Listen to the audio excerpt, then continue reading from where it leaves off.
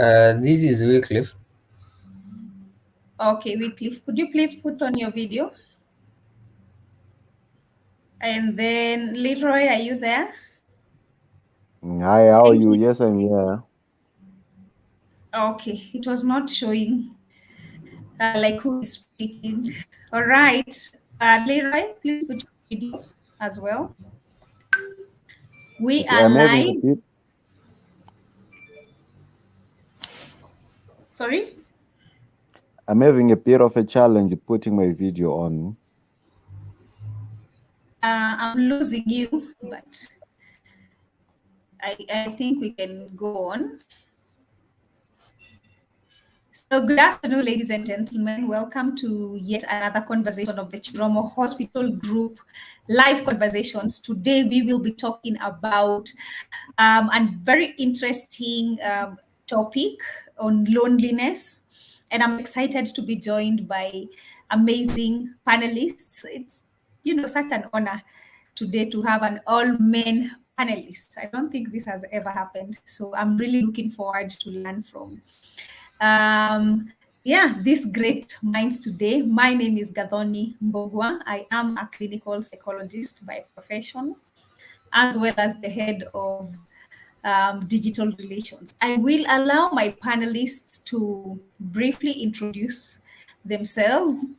I'll just follow my grid, how it is. Allow me to start with Lewi. Lewi, please tell us about yourself. Thank you, Ragoni. My name is Lewis Kara, a biological scientist, a microbiologist or a biotechnologist. Yeah, I'm happy to be here. That's my brief introduction. Thank you, Levi, for that.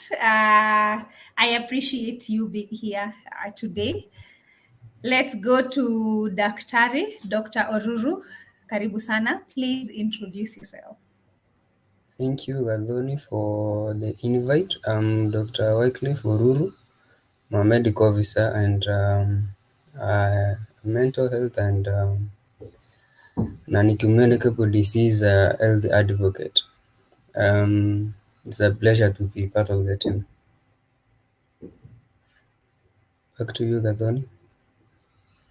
Asante sana, Daktari. We are indeed honored to have you here today. I don't know if Leroy is still on with us, but if you are on, kindly introduce yourself. Okay, hello guys. My name is Leroy Matosi. I'm from Zimbabwe. I'm a mental health advocate.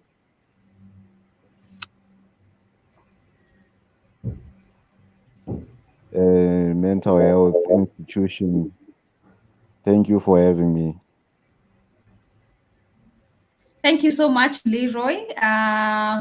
All the way from Zim, we are indeed honored to have you here today. Let's delve right into the conversation about loneliness. And I would just like to ask my panelists, what do you have any personal experience with loneliness at any one point in your life? And how are you able to cope with that or overcome it or just basically deal with it?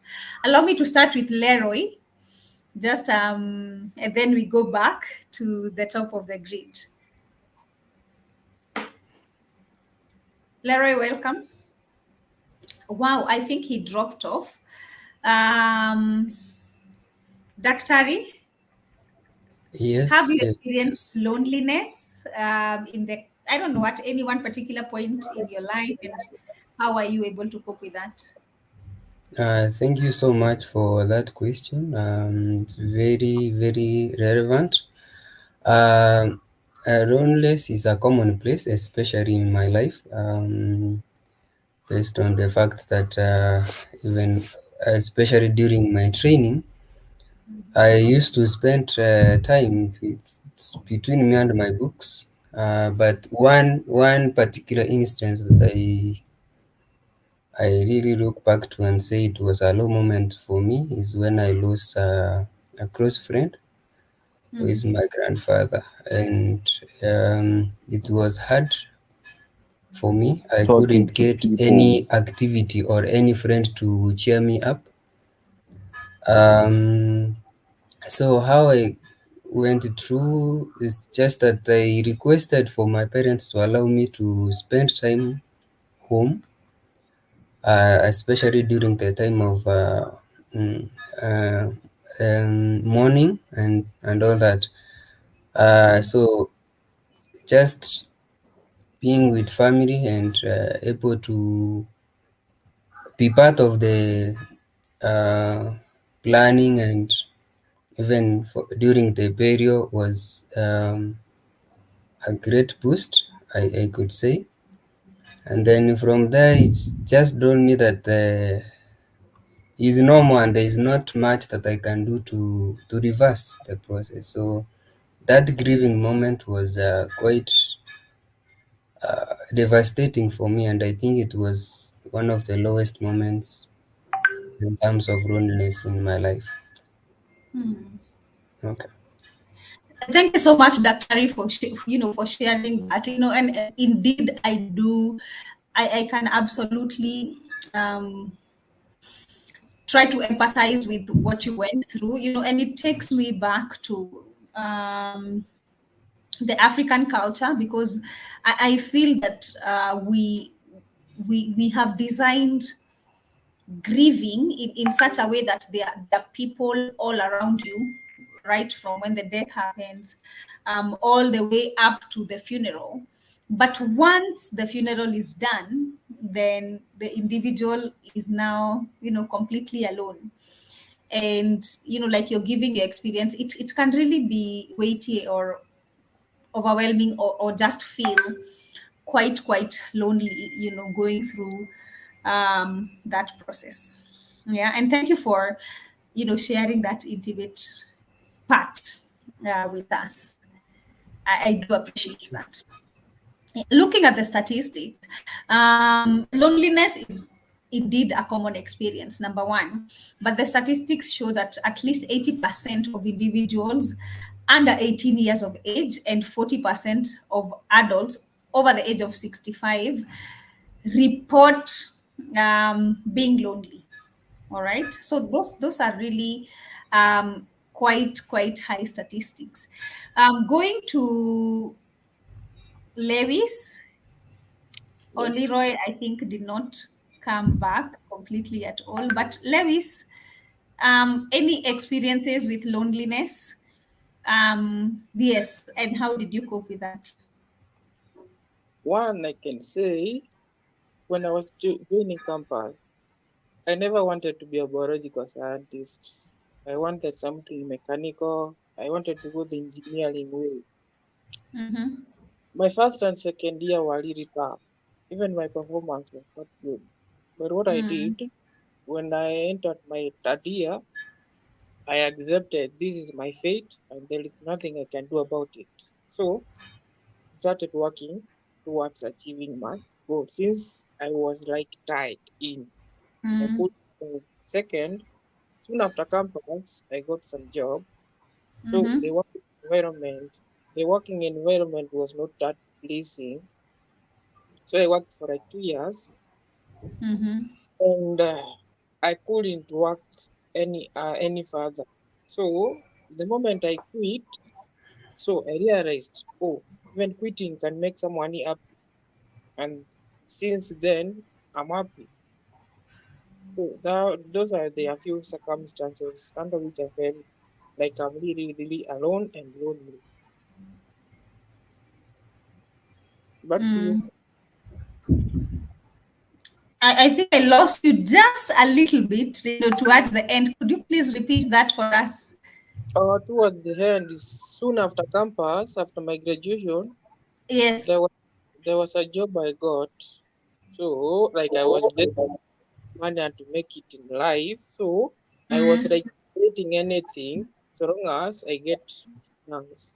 So I worked for like about 2 years to Mm-hmm. where I couldn't further take it. So after quitting the job, I realized my happiness came back. Mm. So quitting back really helped me to overcome loneliness.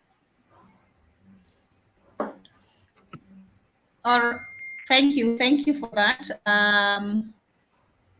Lewis, and I hope that I did cut you short. There, I think there could be an issue with the internet today.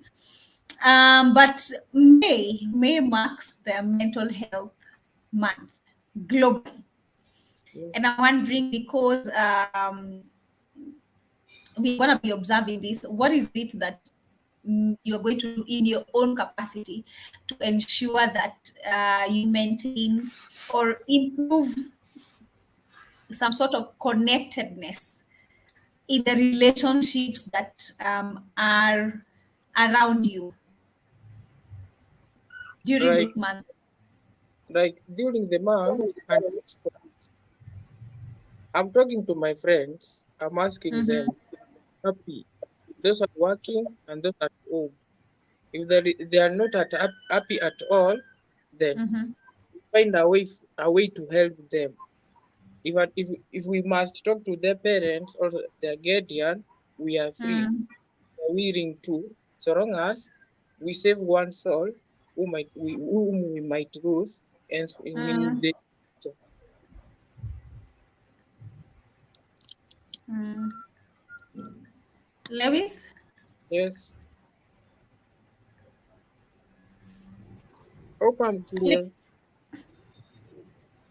So talking to your friend, you're saying talking to the people around you, talking to your friends, and Yes, ensuring that we are not, losing the people around us. Talking about losing, I was just having a conversation earlier today, and just coming into the realization that over the past at least 1 month, most of the conversations I've been having in regards to people, friends around me, friends of friends calling me, are all surrounding suicide.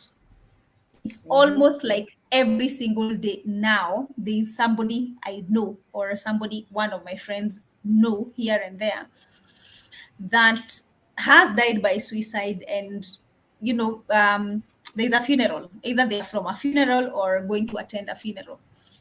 And looking and going back to the statistics, we can see that at least 18% of individuals reported to have experienced loneliness, and depression at the same time. High suicidal ideations being one of the symptoms, of depression. So I couldn't agree with you more in regards to just being intentional about the people who are around us and talking to them and creating that safe space um, around them, around us or around each other, and reaching out. So thank you, Levis, for that. Dr. Welcome. Oruru, what are your thoughts on maybe what can be done, or what you intend to do to reduce, the rates of loneliness during this month and moving forward? Okay, thank you. I think we need to have true friendship. We will not just friendship because of convenience. Like now you are friends because you work at the same faculty, you work in the same department or in the same uh, company. Those friendships of convenience will not be able to help us. If we seek to understand our friends, we seek to understand our acquaintances as well. I will be able to know today Gadon is excessively happy, or today he's not in a good mood, and then I try to, out of genuine concern, try to understand why this particular person has a change of mood or has a change of habit. Or you can tell when someone is disturbed, basically, maybe from their dress, the pattern of speech, and all that. So we need to develop true friendship. A true friend will be able to call you. For instance, you missed work, someone will go for a whole month without checking on you. That's not a friend, it's just someone you know because of convenience. So we work or we aim at having few but true friends. And then let us do what I call support of each other.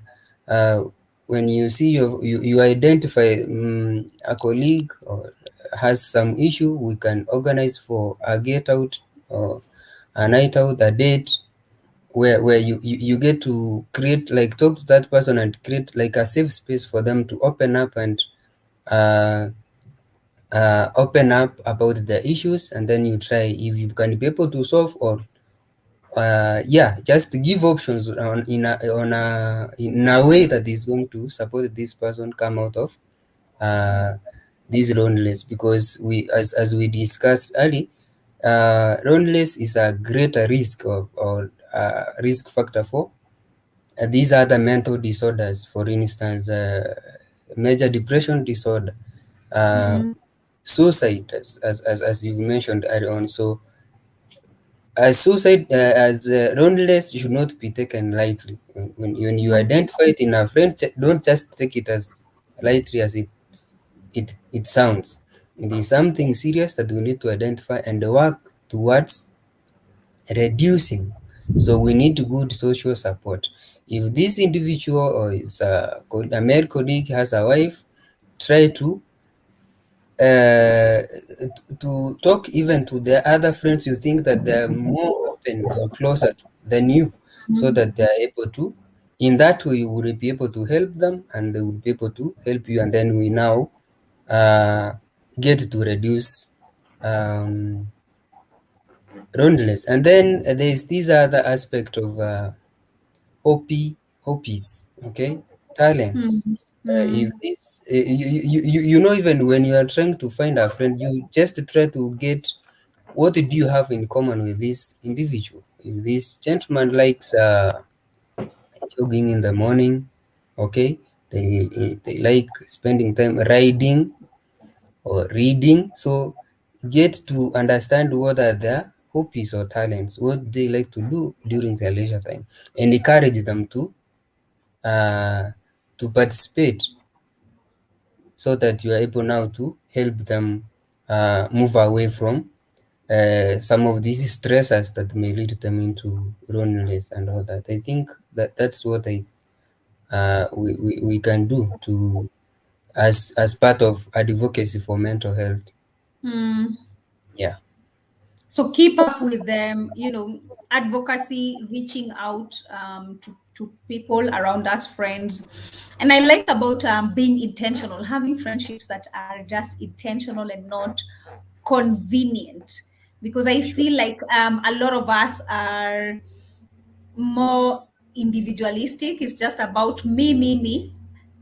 And unless something happens to you, and even the people around us become just a part of, yeah, like a convenient, unless you need them, unless you have to see them, unless you have to work with them, there is no that part, that human part of going out of your way and seeing how is this person.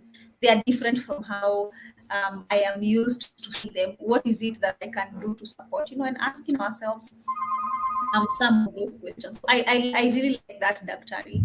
As well as there's one last point that you said. What is the last point that you talked about?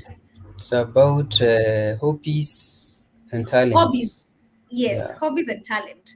I think, and especially for people who are in younger adulthood, you're struggling in building relationships or even healthy relationships, and getting yourself in hobbies and just utilizing the talents you have. One will ensure that there is some form of social connectedness, and two, hobbies also create some form of activity in your brain, and activity triggers the release of dopamine. And dopamine is basically what is just responsible for all the goodness, all the goodness that, from motivation, from feeling good about yourself, from, to feeling energized, to self esteem, all the goodness, the well being is from that dopamine. So, I like that point, just look for, try and figure out what are some of the hobbies that I have and engage with them. And while you're doing that, then at least you're coming out of your comfort zone, you're coming out of your own personal space and going out there, and meeting other people. Yeah. So that's an absolutely amazing thing. Going back to Lewis, who is with us here today, do you think there's a relationship between aging and loneliness, in your own opinion? Before I get back to that, I can add something. Correct. Go ahead. First, you must be happy. First, it must be about you. It must be about you before you reach out to someone else. So, if you are not happy, if you feel lonely, you cannot help a lonely soul. So, it must be you. You must be not feeling lonely for you to help someone who is lonely. So, it starts from you before you reach out to someone else. Getting back to you, yes, as time goes by, as we mature, as we age, loneliness becomes something like it's natural. Like, for example, our parents or someone who is not working after retirement, I think those people become more lonely and like when they are working. So depending on your age, for example, someone who is at 50 to 60 years or 60 years and above. So these are the people who naturally, they are losing their loved ones. Maybe you can get the spouse is not alive, children have gone away, children have gone to work, maybe some of the children have gone abroad. These people are exposed to more dangerous situations, like they are not confident, like they cannot walk longer distances. They fear like I may injure myself and there's no one to look after me. So as we age, loneliness tends to increase with our age. So younger persons are not lonely compared to the age. So the aged people are prone to many diseases. So like for example, dementia and many diseases are prone many to the age. So as we age, we are more exposed to being lonely. Back to you. Thank you. Yeah, I'm thinking about, I don't know whether there's a study that has specifically been done in relation to what I'm about to say, but if you find that study, please tell me it. I'd love to learn more. But we normally say that, during that old age, if an old married couple, one of the spouses die, and it's just a matter of time before the other one follows. Exactly. And when I think about that, it brings in an aspect of loneliness. Like these people have been together, married for like 50 something years. They've been surrounded by children, they've seen their children grow, gotten grandchildren, and now all their family has moved into the urban areas. They are left alone in the rural areas, and then the only person that you have been with is now gone. And I think it kind of makes sense why it's much faster for them to follow suit after one partner dies. I can only imagine how quiet or silent that one must be, and how that can feel. Yeah. Why you going something, Lewis? Yes, and someone who is someone old, these people cannot communicate. Like you cannot compare them in communication with us. Like us, we can express ourselves more confident than like an old person. Like an old person may think is like bothering you, like is burdening you with these other things, and their thinking makes them more lonely. Yeah. That's true. Thank you. Daktari, in your own opinion, thank you for that, Lois. I appreciate. What is there a connection, first of all, between aging and loneliness? And what is this that you have also been able to see and observe or hear around you? Thank you, Gathoni. I think this is a very interesting topic. Um, uh, Based on, okay, if I was to answer your question directly, I don't think there is any relationship between age and loneliness. If we have all factors held constant, Mm, age does not play a role. Now, I want to refer you to a theory by Erik Erikson, psychosocial mhm, or psychosexual development. mm, There is these various stages of development, and then from the age of 30, that one mhm, uh, onwards, we call it, mm, no, actually from the age of 45 and above, we call the age of self-actualization phase, desperation. So the aspect of loneliness or depression or any mental illness coming into play in that age group is based on how well this individual has uh, basically how they have developed. They have successfully passed through each stage of development.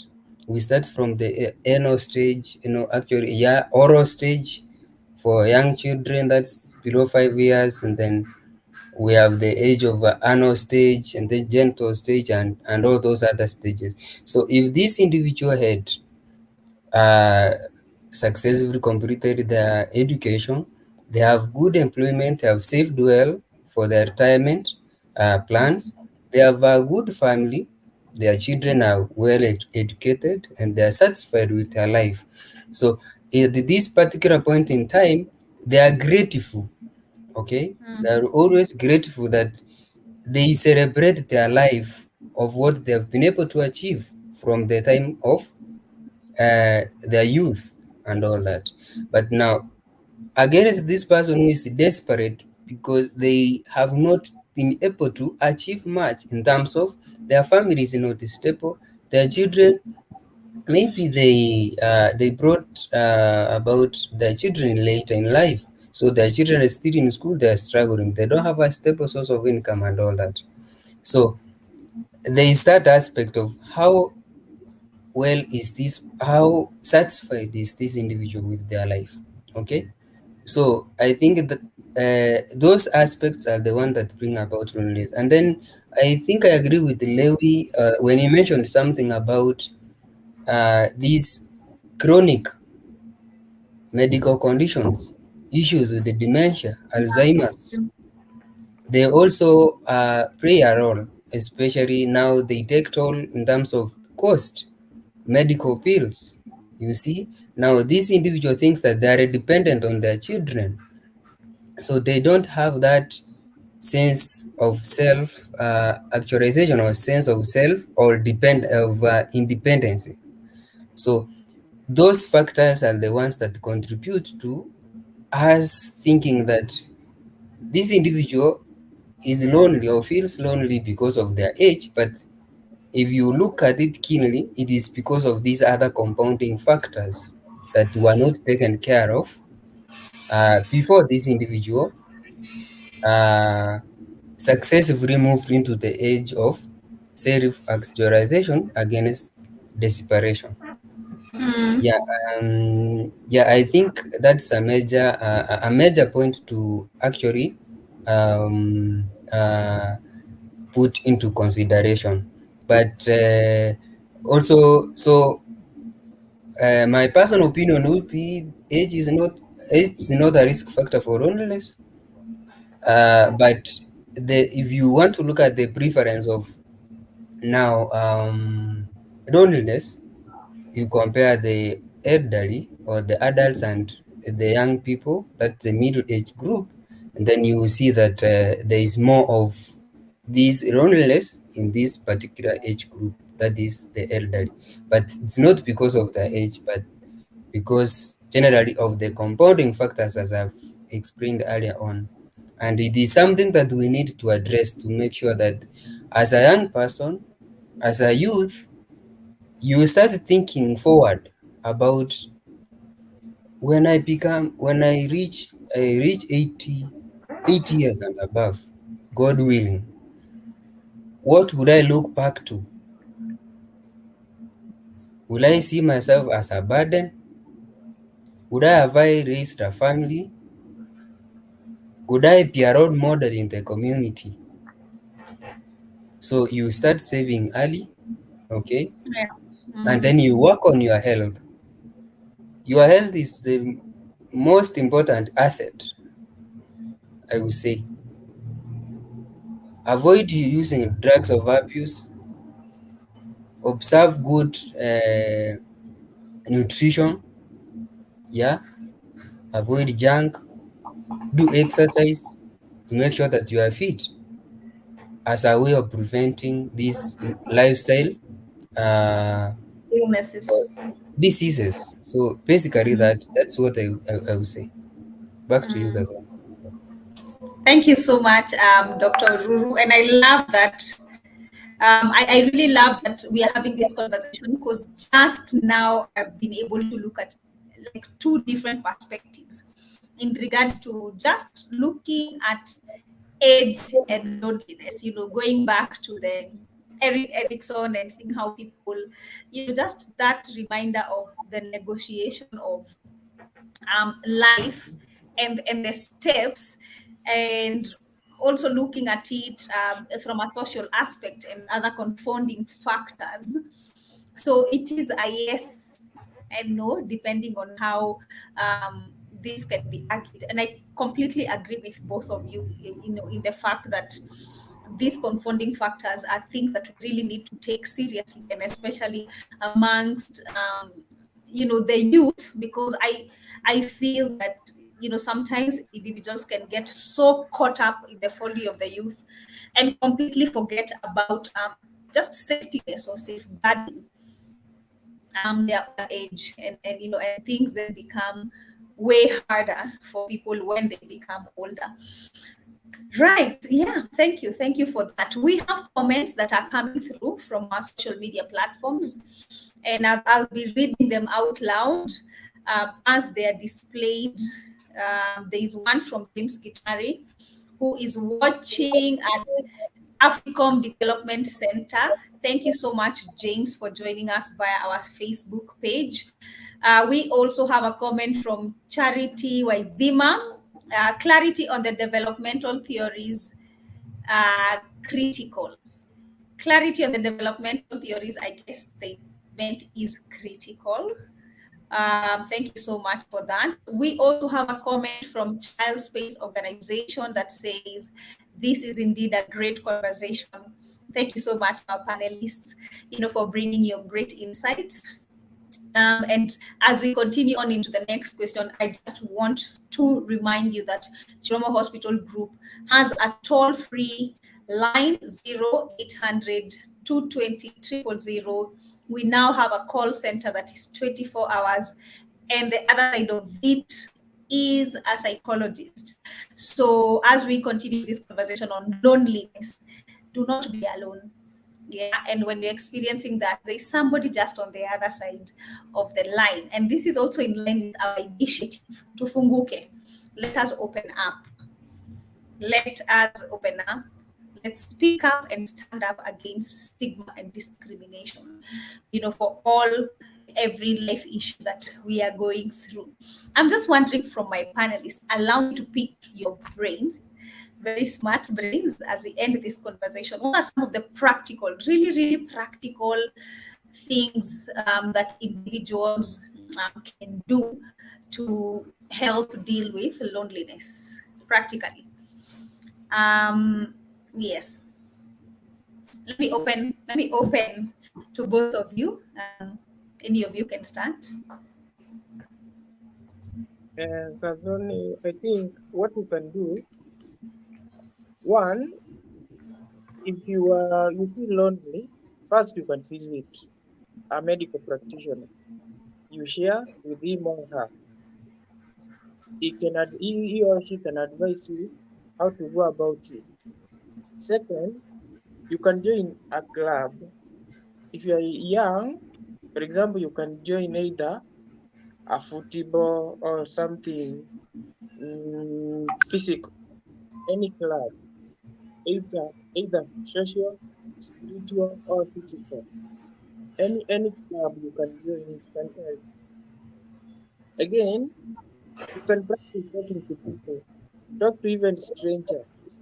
Share with them whatever is in you. Sharing relieves you. You feel much secure after sharing your experience. Again, Mm. again, you can talk to your friends whom you are not talking to. Like if you are not talking to your friend like 1 month ago, 2 months, or 1 year, you can get back to them and ask, hey, how are you? How's life taking you? You can find out that you're not alone. So the fact that you're not alone makes you more comfortable and it gives you more options in life. Like you find someone else going through what you're going through right now, it gives you how to tackle it when you are in the same situation. Also, you can find something like if you are at home, you can like adopt maybe a pet or a turtle. Like when you feel like you're bored, you go like racing or you go like jumping, running, like racing, or you create something in the society. You can do painting, you can do how you need communal activities like participating in Harambee, participating in birthday ceremonies, in graduation, in weddings, anything that can make you feel like closer to people. Yeah, those are some of the things you can do. And when you feel lonely, back to the drawing. Thank you so much, Lewis Matara, for those great insights. I really do appreciate, and I'm just learning a lot and reflecting on my own, some of the ways that I can use, actually go out and use these practical tools myself. Yeah. So thank you so much, Daktari. As we wind up. Thank you, thank you. I think the basis of all this is we go back to the family. Start from the family. I think I would talk to the parents. Get to understand your children. We have parents who are only applying authoritarian kind of parenting techniques. So we need to sit down with our children, talk to them, and to be on the lookout for the signs and symptoms of loneliness, or just you can see your child withdrawing from as a social setups. They don't want to go to school, or when they are at home, especially you find that they like to spend time alone in their room and all that. So we need to get to sit down with them and talk, share your life experiences with them, talk about love and relationships, breakups. Tell them these are normal things and how they'll be able to manage through them. And then, especially for adolescents, these guys are so lonely. They will come back from school, they laugh with their mom, their dad, but because there is that gap in communication between the two, they cannot be able to open up and talk about their personal life. So, your parents, your older siblings should be your first friends. You need to open up to them. And then, if at all you are not able to do that, I would advise that you get few but true friends, not friends of convenience. Few but true friends, a small circle that will be able to support you uh, all through. So talk about your issues, and if you're on the lookout for triggers for you are now distressed, and try to engage in activities that are going to distract you from uh, feeling alone or distressed because your social expectations are not met. So I think that will be all from my end, and yeah, Kadhoni, back to you. All right, thank you so much. And once again to Funguke, let's continue speaking up in line with this year's mental health theme, May 2022, which is Together for Mental Health. Um, what is your message for, the people, Daktari? What would you like to tell the people who are going to be watching this conversation? I In line with the theme. thank you, Kadhoni. I think in everything you should be the priority as an individual. In any engagement you are going to, in any relationship, you are the number one priority. No one else is going to give you that. So make sure you put yourself first, take care of your physical, mental, and spiritual health. And if you really feel overwhelmed, seek help.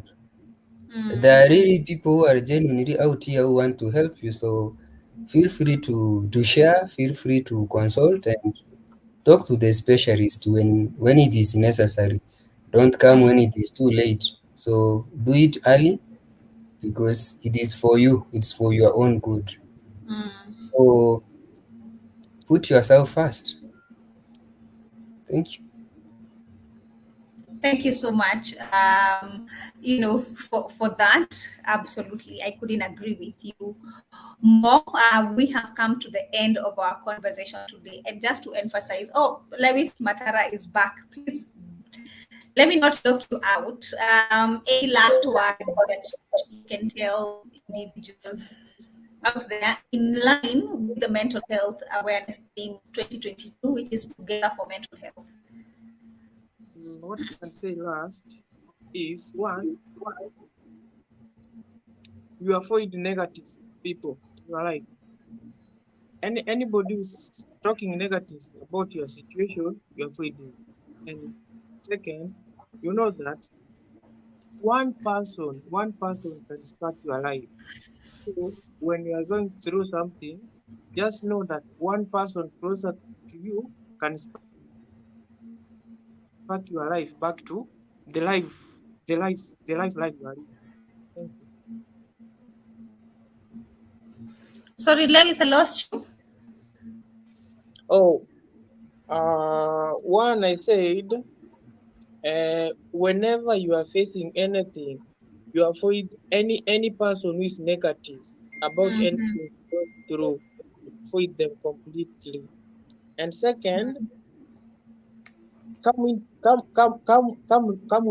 the terms that you are in this situation and you are not alone. Accept and know that one person can spark your life back to the life you are living in. One person, that person closer to you can spark it and bring it back to life. Yes. I thank you for that. A lot of we don't actually sometimes consciously factor in the influence that our environment really has on us. And if you're surrounded by people who are in a negative space, people who are always complaining, then that is actually likely to become, your environment, as well. So I think just being cognizant of um, negativity, if I can say that, and replacing that with a lot of positivity and working together, for a common goal, then I think that ultimately gears us towards a more healthier direction. I would like to come to the end of this conversation today. Thank you so much. If you find this conversation late after we have finished it, please feel free to still comment, to still ask a question. I'm sure my panelists who've done a wonderful job today are going to come and just answer some of your comments. And this is just a polite reminder that we, as the world, we will be celebrating Mother's Day on the 8th, which is going to be end of this week or beginning of next week. It's going to be on a Sunday.